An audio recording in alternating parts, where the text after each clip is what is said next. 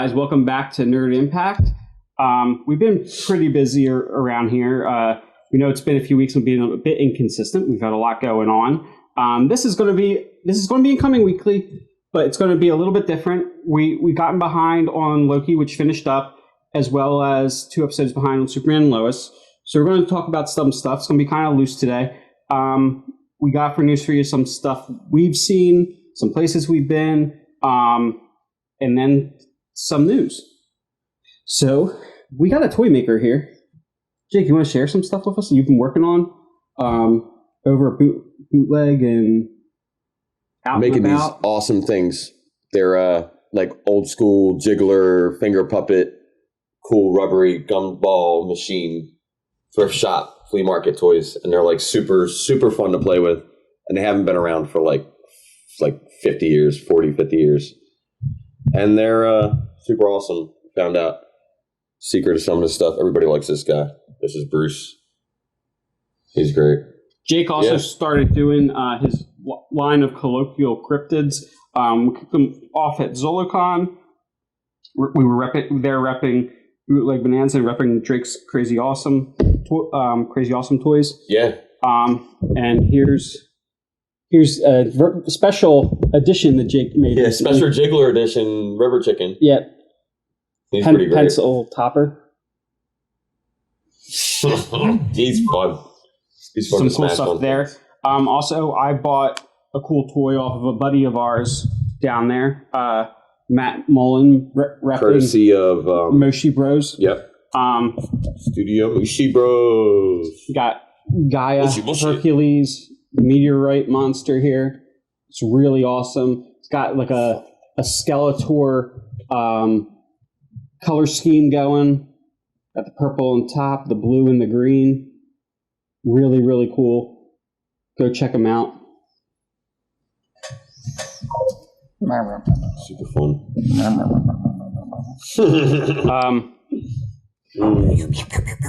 So check we this dude out. He's one of the a few best weekends ago we were over at VHS Fest. Got rained out.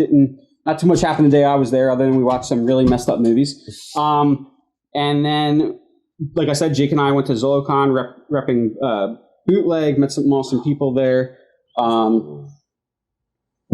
Yeah.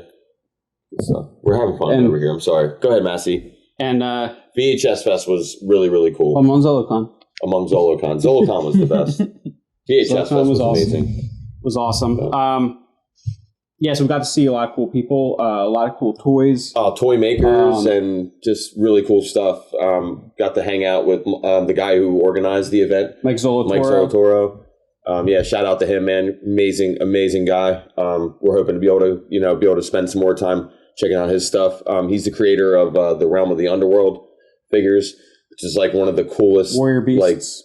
Warrior Beasts and type of Motu type figures if you're into that kind of stuff. And the guy just makes the most incredible stuff. I finally got a dream piece. I got myself a Skullman, Flexor figures. I got to open it today when I go home. My son just got home from camping, so I got to finally play with my toys. But he's amazing. There was a lot of other really cool, amazing vendors and stuff. The advertisements are still up from that and stuff too. I was just looking the other day. So if you missed out on the event and you're not from around this area, it's definitely really cool. And you can go on any of their web stores and Crazy Awesome store as well coming up and check out any of the cool stuff that was there. But you can't have my movies though from VHS Fest. And so with that down, why don't we catch up a little bit on Loki? So I think we missed like 2 episodes. The series finished up. There is going to be a season 2, which is really cool. Really excited about that. Excited to see where they go with that. But yeah, Nick, you have a lot of feelings, right? What'd you think about all the different versions of Loki we got to see in the second to last episode? They were fun, and probably, but the one that the kid, he was the one that killed Thor, right? Or was that no, you're right. Yeah, he was probably my favorite one of them. Also, no, the old one, old Loki. Classic Loki. Classic Loki. Classic Loki was really cool. What I got to see, I really did enjoy seeing that too. Like step right out of the comic book. But what I really enjoyed about that episode was when Loki and Sylvie were up against Goliath, and then Sylvie I saw it coming because I did the same thing. I'm trying. What are you missing there? Sylvie just forgetting the right word. She teaches enchantment? Yeah, the enchantment. She teaches him the enchantment. Or yeah, we'll go with that. Tells him that he's been able to do it all along. Yeah. So now he has more abilities. Yo, how about when Loki sees classic Loki recreate Asgard to draw out Goliath, and he's like, I think we're more powerful than we think. Well, he calls himself a god, but a lot of the stuff that we've seen from him so far, it's kind of just... Yeah, but Goliath eats classic Loki. He goes out in a blaze of glory, yelling glorious purpose. Yeah, dude. It's pretty cool. But yeah, so they do get to... So they both use enchantment on Goliath, and they're able to use that to find what we'll call the Void Castle, or Kang's Citadel. Yeah. But more specifically, the older version of Nathaniel Richards. Yeah, which seems to be Immortus. Yeah, Immortus. The one who goes back and creates himself, apparently, or which they're also combining with the idea of the one who remains. Yeah. So, and then I was reading about that story, how it plays out in the comics, and there's like 3 Kangs that decide that they're better than all the other Kangs and decided to rid of all the other Kangs, but then one of the Kang was actually plotting to get rid of the other 2 Kangs, so then he becomes the last remaining Kang, and then the future version of him comes back in time to actually coerce the younger version into killing the other 2 and just creating himself. I never saw that though. The one who remains, I thought was just the timekeeper that's left. Well, this might be a different storyline. Okay, universe. But Jonathan Majors though hits it out of the park as Kang. Oh yeah, he did an amazing job. I can't wait to see. My expectation is that we're going to see several different versions of him before we see like Kang Prime. I think the one that we're going to see pop up as the main... I think that's the same. Kang Prime is the same as Immortus, who is he... No. What is it? Kang Prime is like in Earth 616 in the main Marvel universe. Kang Prime is like that universe's Kang. Yeah. But they unleashed. Are we going into that? Yes. Right. Sure. For now, that's? I'm sorry. Like that's one of the only ones I got to see in completion was episode 6. So like I'm kind of excited to talk about it. So I'll wait. No, we were on it because it was so cool seeing that, like that, watching the 2 different Lokis try to sort their way through dealing with this unknown entity that we're aware of, Kang, but in this very new eccentric form, like seeing how they deal with how they're supposed to handle the situation where they were both initially directed to go, like just doing it in, and you see the Loki that we're most known of, like watch his inner struggle, but like no, we gotta listen to this guy, let's hear this out. And then you see female Loki is like very, she's dead set on finish it. Like she's a finalist. She's definitely ready to just do him in, regardless, I think, of what he's going to say. So it was really cool watching that and seeing how he reacts to it, like having seen it done a million scenarios. But he only saw up to a certain point. Right. And it's cool watching that expression on his face when he's like, oh, whoa. Here it is. He's like, I got something to be straight with you guys about. I wasn't completely honest. we've crossed the threshold. I don't know what's going to happen after this point.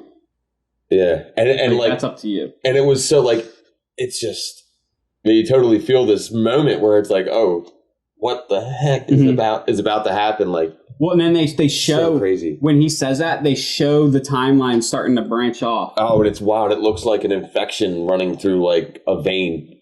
It was really insane. Like you felt this like weird kind of like stress pressure. You know what I mean? Like in the whole, like just out of place, like this place just outside of the timeline.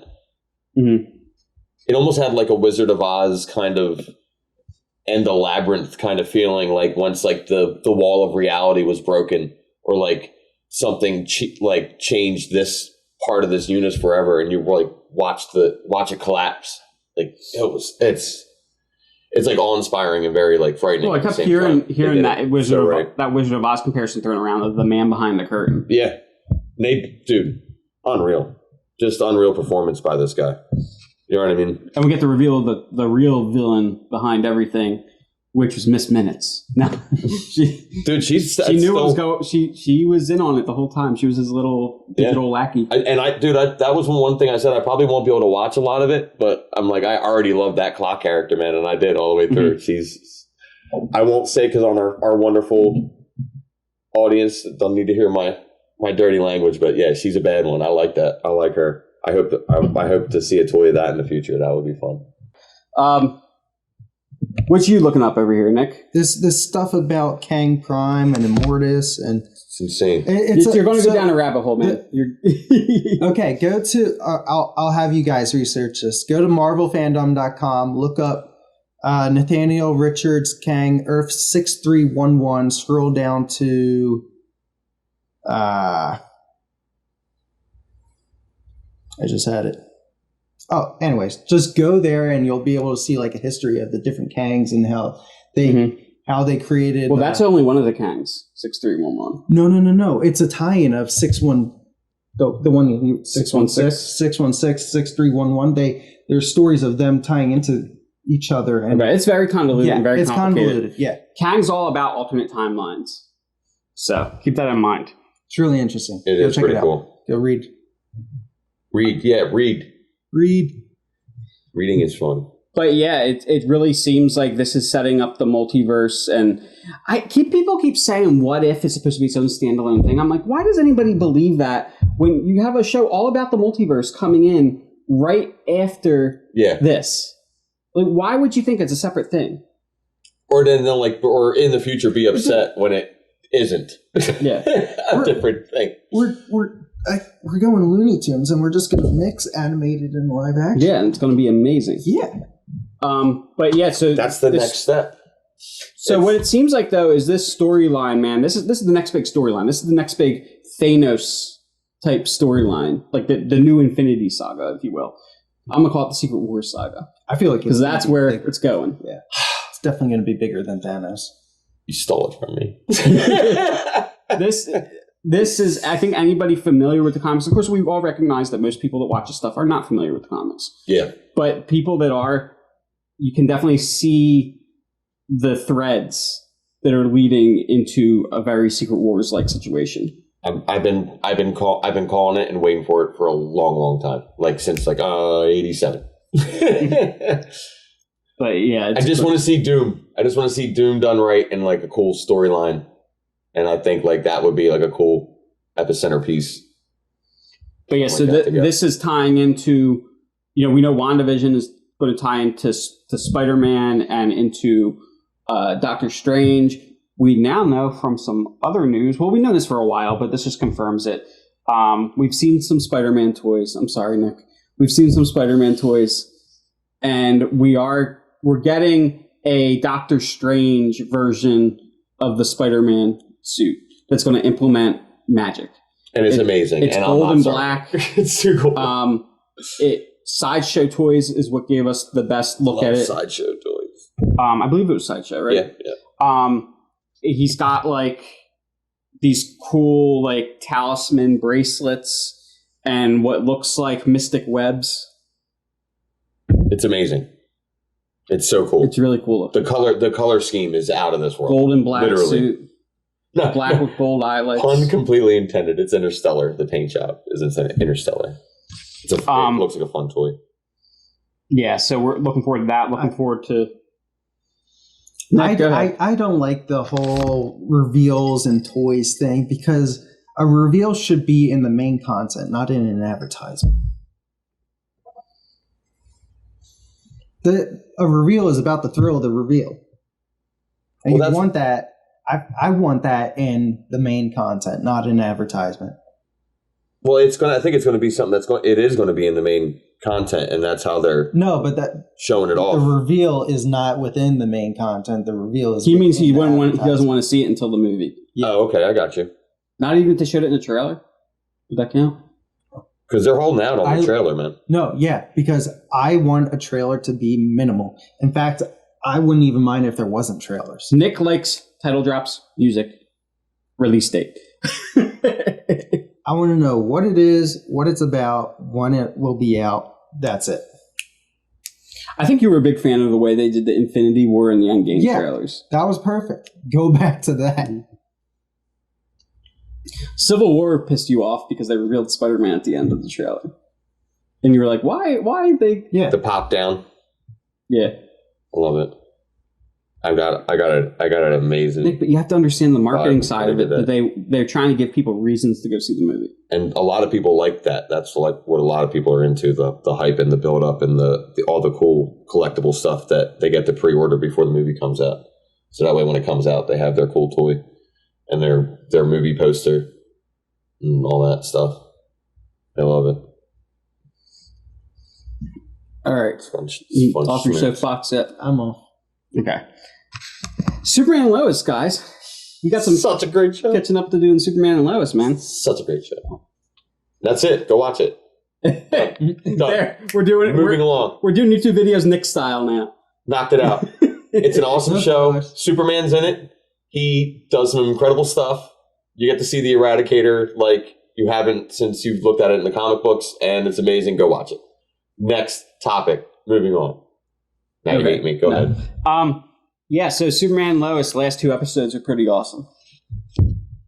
We got to see we got to see what happens when Superman goes bad. Kind of John's fear came to fruition. Lois, in order to convince John, well, it didn't even work, but in an attempt to convince John Steele to save Superman, she let him know that he's Clark Kent, because we all know those glasses fool everybody. She had to do it. But Jonathan, though, the son Jonathan, is actually the one that convinces John Henry to save him. And they make the really good point that, like, you know, the big difference between this Superman and the Superman of his world was he didn't have the motivation of a family and people more personal to him, relying on him. And he had already and Clark had said he had already fell in love with the people before any of this had happened to him. And when Steele gives him that opportunity, like, hey man, you got to break out of this. I know you can break out of this.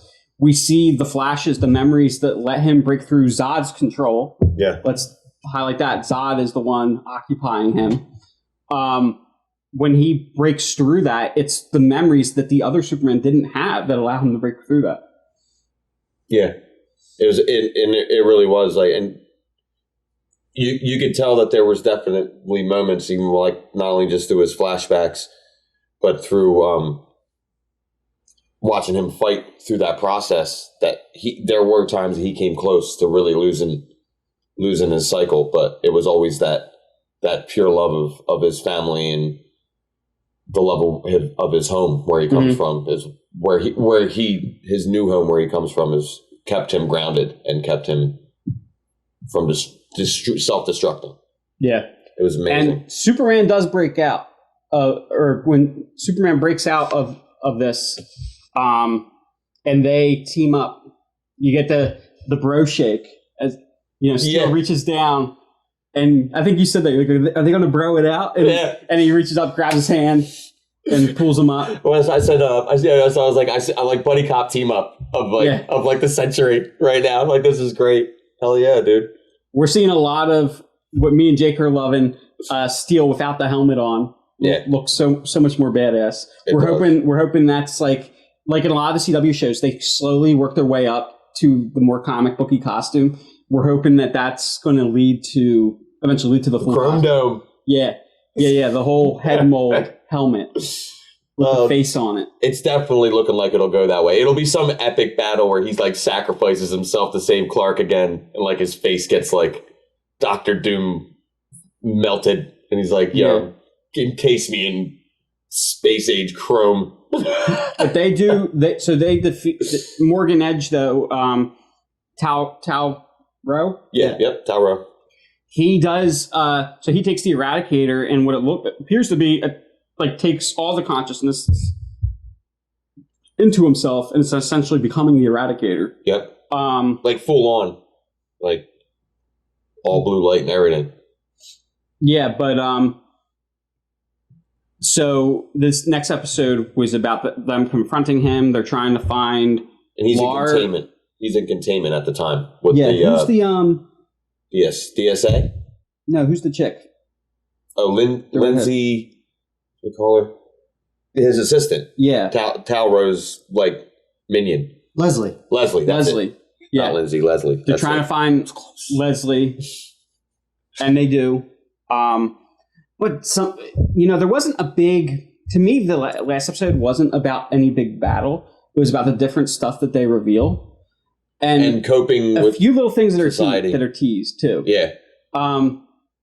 I think you're finally on board with me that we're not going to see Jonathan get powers per se, or you're getting closer. I'm getting closer, but I'm seeing how stubborn he is to be getting himself involved. I think he's going to be what we haven't seen yet in this universe, and it's still what I'm still believing what I initially believed. There's always, especially the way that this series has been done. It's got a very like Silver Age kind of vibe to it. It's got a very classy feel, and somewhere in the lineup of a big epicenter of superheroes and a lot of stuff that's like usually epicenters in comics that goes on, somebody always accidentally gets powers by some freak accident or some fallout from something. And I know that's what, like, there was somewhat of an accident with the kryptonite, with the X kryptonite that caused the other kid to get, like, it just is what spiked something in him. I think there's going to be something that happens still with John. There hasn't been anybody yet. Everything else has happened formulaic, pretty much how it would work in a lot of those comic universes to build it up, and we haven't gotten that yet. So he can still be that. Where I'm thinking we're going with John though after this last episode is that, well, first we got that tease where the other John Henry, is out there spray painting the chest of the armor. And me and Jake are like, are they about to freaking spray paint on the Superman emblem? Like, is that where the white silver? Yeah, we're like, what's and then they show it's just the fly, or what's he call her? Natty bug? Yeah. So it's like a little housefly, little shape. What's weird is that he had a giant the stencil. The stencil, yeah. He had a giant stencil for that, covering the entire chest. Really? It's just a bug. They did that on purpose. It was so like such a tease, but like it was just to drag you in. I like when shows do that, and they totally got me. Usually it doesn't get me in that one. I was like, oh man. But then when we see that, I'm then like, okay, why would John actually end up spray painting the Superman S on his armor? And I'm like, well, this John wouldn't. But I feel like I think he would though. I think he would. Well, hold on. I do. I feel it. In my mind, I'm like, this John wouldn't. But there's another John that maybe at some point will take on the steel armor and have a reason to wear the S because it's his lineage. See where I'm going, Nick? Kinda. Jonathan Kent. Yeah. Stepping into the steel armor. He's saying he's not going to get powers, but he's going to don the steel. Yeah, the steel mantle, and become his dad and John Henry at the same time. Yeah, and carry their legacy. Yeah, I saw that. And Jonathan, the other, what I always forget the other kid's name. It doesn't. Yeah, Jordan, is obviously he's more like the Superboy archetype. Yeah. So we'll have both the reign of Superman thing when something eventually happens to Superman in this series, because it will. It always has to. There's got to be some doomsday type event where he's gone for a while, and somebody else or multiple people take over that and have to. And we get to see how their struggle with having to deal with being Superman and its load. So I definitely think it would be cool to watch his sons in somewhere in the future have that. That would be. There's yet another way that this show definitely has still a future potential of being even awesome. And John Henry, more awesome. John Henry then could be like the old man Bruce Wayne type to John's Terry McGinnis. You're absolutely right. You know, what if they do kind of like a Reign of the Superman type thing, but instead of John Henry Irons as Steel, it's Jonathan Kent as Steel. Yeah. And Jordan as Superboy. And then I think with Morgan Tal-Rho, I think, in the Eradicator, I think Superman's going to try to appeal to Tal in his subconscious as a brother to bring him back. And instead of the Eradicator being part of the Reign of Superman, it's his brother. Oh, like how the in Reign of Cosmic Superman, the one with the crazy shades and has that. The Eradicator. Yeah. So that's how he's going to come back as how Superman manages to fool everybody as his identity, or he's going to cloak the entire planet. Oh, you're thinking maybe he'll do the shades as a homage to Clark. And that's what will disguise him from being recognized as Tal, and it'll also contain almost like a Cyclops visor. That's what'll contain the Eradicator. It totally makes sense, dude. Maybe. And everything 90s is super coming back. That would be the most 90s thing of ever. And then he'll take on, instead of the sigil, which he hates his father. We see more of that. Instead of that sigil, he'll take on his brother's sigil. And he becomes the white and blue Superman the next, when the Reign of Superman ended. They're not. The blue light, dude. He just becomes he just becomes almost the hologram form of that. When that Superman dissipates and the actual Superman comes back, and he's that almost force energy spirit. Moving on. It's so cool with the flaming blue hair. I love that in the comics, but I don't want to see them try to adapt that. That would be so CW, bro. We were dude, we were talking about it yesterday. I turned to Jake when we were watching this. I'm like, did you know there's people on the internet that think because his eyes flash blue that he's going to be Blue Superman? And you look at each other and you're like, what? Yeah, Superman blue. Look, I tried to segue it in for you guys. He's not biting, okay? If that happens, I can just see Massey looking over at me and going, well, CW shark is poking its head out the water. It's time to get out the water. Time to get out the ocean. So, Nick,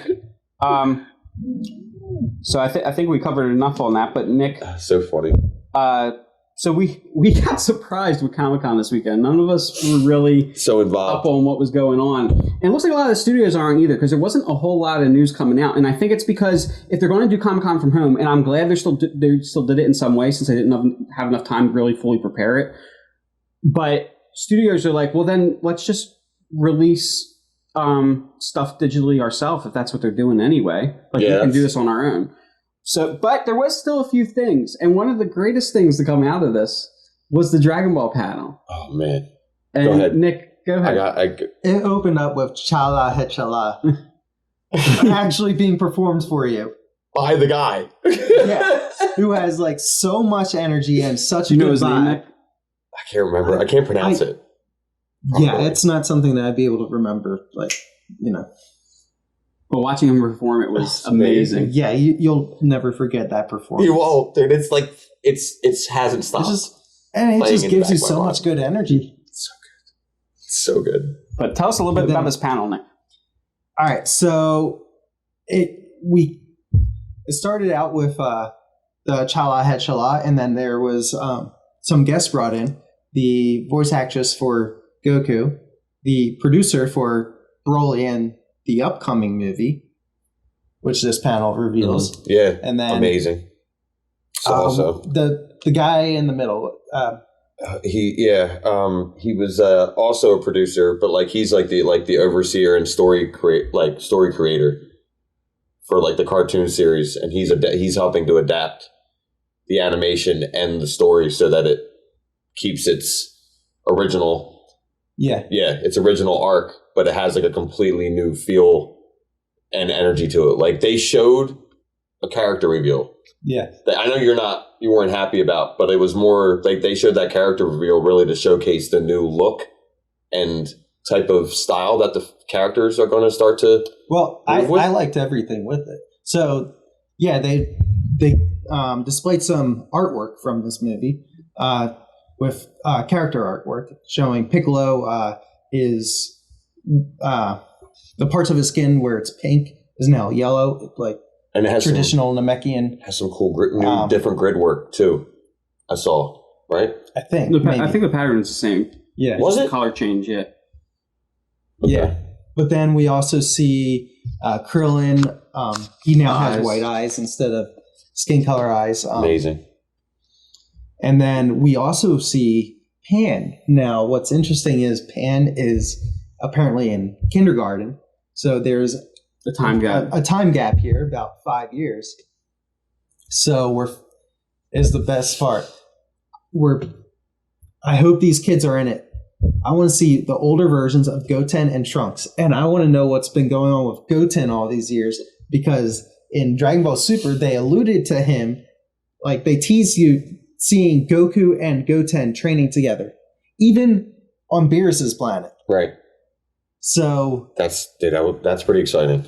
You know, another thing, they also teased that those two boys have even more potential than Gohan.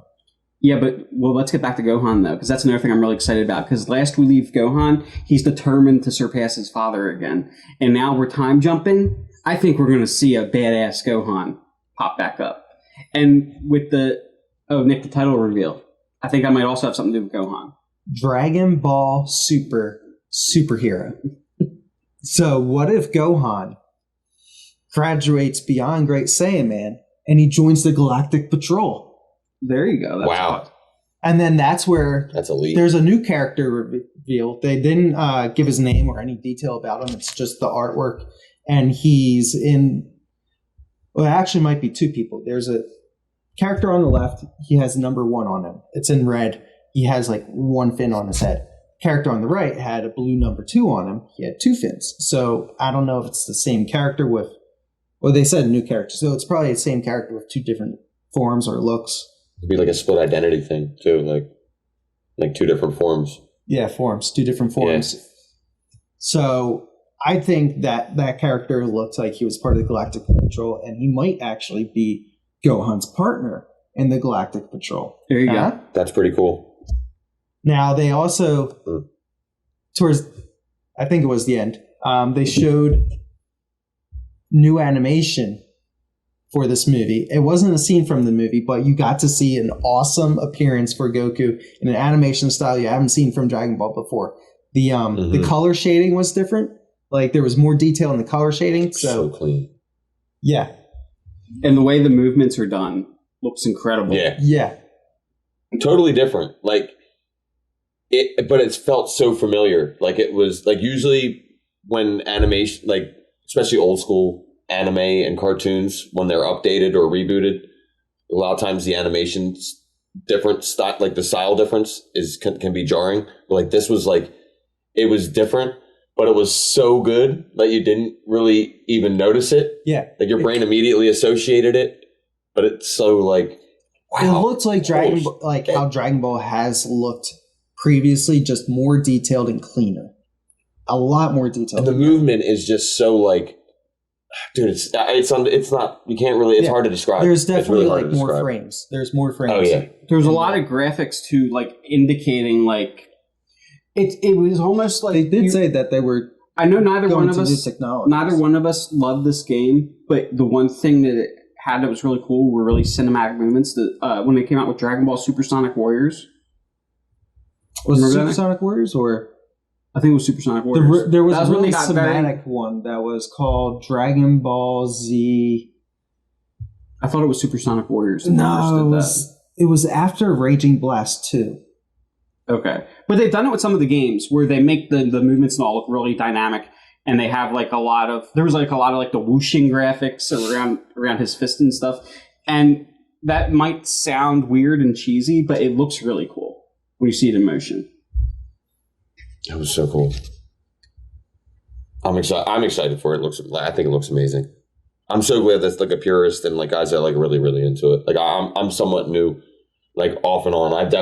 I've always watched it at some point, but it was usually in association with someone else or something else. But like this definitely I can't wait to like invest some of my time into seeing what comes out in 22 from this, and like seeing that you're like this, and you don't like seeing extra stuff. So it's you're definitely happy with the way that they presented it. They're always very minimalist with their stuff. Yeah, it was great because, you didn't see any change to the Goku. You didn't see any new forms. No leaked footage where it was like... Yeah, it wasn't a new scene. You won't be disappointed or like... You saw one character that you know nothing about, and then you just saw new animation for Goku. Nothing changed about him. It's just a really cool animation, and you get to see how it's going to, what the style and how the feel of the whole thing is going to be. It was just really good, man. Even like somebody on the outside, like somebody somewhat new to it, this is like super awesome, dude. That Chala Head Chill Out, man, dude. Anybody that sees this, you should definitely check out at least the vid. I'm sure there's probably a music video edit of just him performing that. I'm going to be looking for that today. The day will not end before Chala Head Chala from that live performance will be on my playlist by the end of the day. It's amazing. Just amazing. That's what you work out to. So like I said, there wasn't a whole lot out of this that got us super excited. But there was, and by this I don't mean Dragon Ball. Sorry, I mean the Comic-Con International thing that they did. There really wasn't one. But I'm digging this Star Trek Prodigy thing. I'm feeling it, man. So for the first time, they're doing a Star Trek series that's more geared to kids. As Jake says, it looks very much like Clone Wars. Really cool graphics. Looks like really cool animation. And for the first time, it's focusing on it's not focusing on a Starfleet crew. It's focusing on a group of kids that find. Now we don't know what any of their deals are yet, but they find an Enterprise. They do, and it looks amazing. It does look really cool. And it's got a AI on it that is Catherine Janeway. Yeah, and it's Kate Mulgrew returning as Janeway, doing the voice. It looks pretty cool. It does look cool. I'll probably be watching it, via my friend Massey over here, the Massey brothers. But it does look pretty cool. You got to watch the panel for it. The cast is really entertaining, especially Kate Mulgrew. But it's cool because I'm like, this. When I first see the opening to it and all, I'm like, this doesn't really feel like Star Trek. And then you kind of get a sense of, well, this is just like a random group that kind of comes together by happenstance. But then they're like, what is that? So they find something. They're like, what is that? And the camera zooms out, and as you see like the edge of the saucer, the music starts playing. The dun dun dun dun dun dun dun dun dun. And it's great. Well, it's great, but you do definitely have to be into it. You know what I mean? Yeah, but this is but what I like is this is going to be like Star Trek for a new generation. It's going to get a new generation. Oh, look at that. Shameless plug. I didn't say the next generation. I know, so you're like a new generation. Putting it out there. Okay, I'll say it. He's only using Star Trek title related words today. That's all he's doing. For Star Trek for the next generation. Just gonna sit here and play with my jigglers, find my crazy awesome toys. Anybody's interested in crazy awesome toys? I've been playing with it. I like it when it goes. Dude, I've already have had moms tell me like they're like it'll definitely make something really cool for their kid to play with as far as something for anxiety and with stress too. So I might actually have something else involved with them too. So let me know if anybody wants to test them out. Got therapy or something. I will definitely. I know somebody you could talk to. Yeah, they can definitely be something tried out. Its hands get stuck. More quiet and less destructive than a fidget spinner. Mm-hmm. Much more fun too, I think. Right? Yeah, man. It's good stuff. So Star Trek. You don't need to worry about your kids chucking these things at your head. You'll be just fine. Yeah. Yeah, that's really fun. Those fidget spinners, man, can be weapons. Oh, yeah. It's like throwing stars. I weaponized them. I've attached rockets to one. It was pretty cool. Yeah, guys. And so there were some toy reveals at the toys that were shown off with the Comic-Con thing. Mm-hmm. And I think one we need to talk about. Just one. Go ahead. This McFarlane Buzz Lightyear. That's so cool. The whole line is cool. But that McFarlane Buzz Lightyear, man. What was the what's the line called? Mirrorverse. Mirrorverse. Yeah. Amazing stuff in it. I'm actually gonna pull it up right now because I had some more questions. So you please discuss the Buzz Lightyear because like I was just blown away. Just the detail on it, man. It was similar enough that it made me think of Nick had this giant Buzz Lightyear toy when he was little, and it was so cool. But it was very clean, very minimalist design. This we're getting the definition that McFarlane includes in his toys on a Buzz Lightyear toy, and it looks awesome. All right, here I'm going to kick something out real quick here too because I just found this out, and this is really cool to find out too. Those toys aren't just like toys off of like something that exists. It's actually this was part of something I guess we missed out on. Disney Mirrorverse is an upcoming crossover mobile role playing game. The game features evolved and amplified versions of Disney and Pixar characters and combines RPG with combat and fighting gameplay. What platforms? Mobile. It says just mobile? Kabam's putting it out.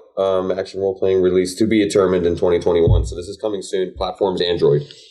So it's an Android platform based game. That's an RPG. The designs are cool. And it sounds like it's looking like it's going to be. Yeah, look, it's already on Google Play. Yeah, what about the It's not the app's not available yet, so it's going to be an app download. So I'm sure it'll probably be a free trial thing and work like League of Legends and stuff like that. Probably be able to like. I wonder if you'd be able to play it on a Steam Deck. I just want to mention a few of the other characters we saw pop up. Well, the dude from Monsters Inc., the blue. They have test footage on there too. Is that Sully? The blue.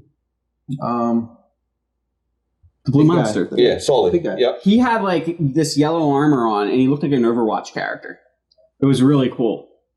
And the other one, dude, was Belle. Belle's amazing. A Beauty and the Beast. She's made to look like a mage, and her staff is like wood that's like intertwined. It's like vines, and it forms the staff, and then the rose is like the talisman.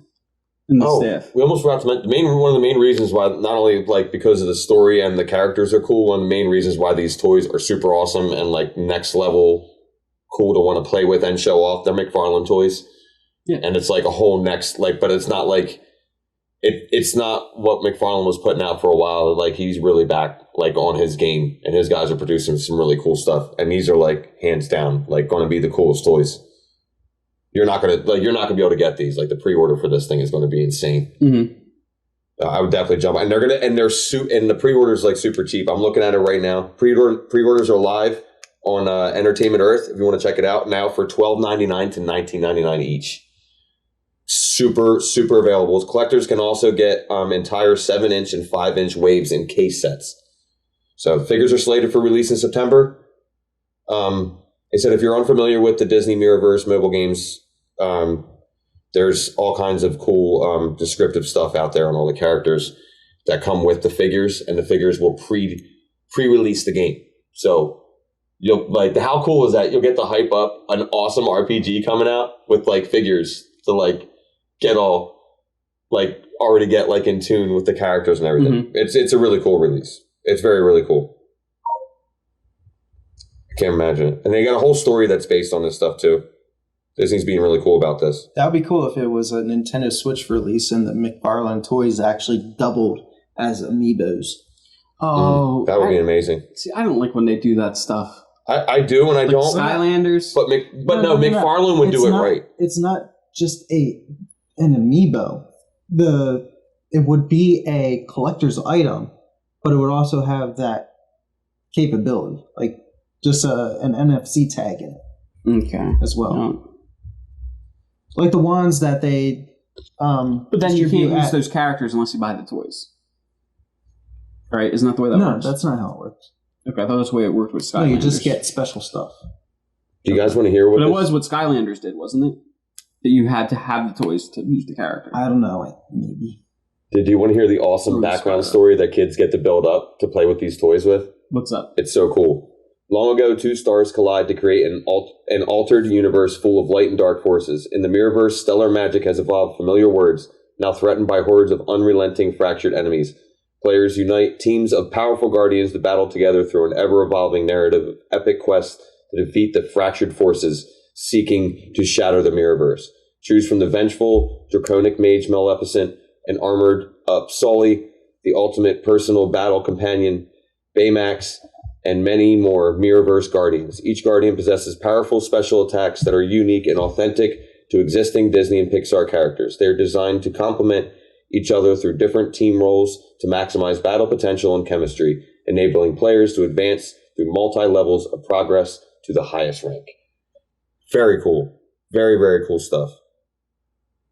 Game's gonna... I get that dude, I can't wait to play this game and play with these toys. So cool. Very cool. Except for the Jack Sparrow one. I'm just going to see if I can disorder his arm. So cool. So, yeah, guys, I think that's a good place to end. As always, don't forget to like, comment, and subscribe on Facebook and on YouTube. And on but Instagram. Also, stay nerdy. Oh, hold on, Nick. Don't you're getting out of your head here. I was going to add something else. We got next level stuff. We need that. Jake, throw out the Instagram. Oh yeah. Check us out on Instagram now as well for toys and more cool updates on where we're going to be at pop culture events. Well, I don't think we don't have an Instagram yet. You have an Instagram. I know, but I'm Oh, did you put up an Instagram for us? I linked Nerd Impact to my Instagram, so and you it's Crazy Awesome Crazy Toys. Check me out on Instagram at Crazy Awesome Toys, where you can find super cool jigglers. I'm going to be having a whole bunch of really cool toys coming out and available. Check out Colloquial Cryptids and Jigglers, and a lot of really new, cool, fun stuff. And you can check out where the Nerd Impact boys will be at when we decide to leave the nerd chamber and hang out with you guys. So yeah, Crazy Awesome Toys, Nerd Impact, 100 years, 100,000 episodes at least. Minimal, guaranteed. Promise 100,000 episodes. 100,000. Jake just promised 100,000 episodes, so I guess we have to... 100 years. 100 years and 100,000 episodes. So, Nick, now you can say it. Until next time, stay nerdy.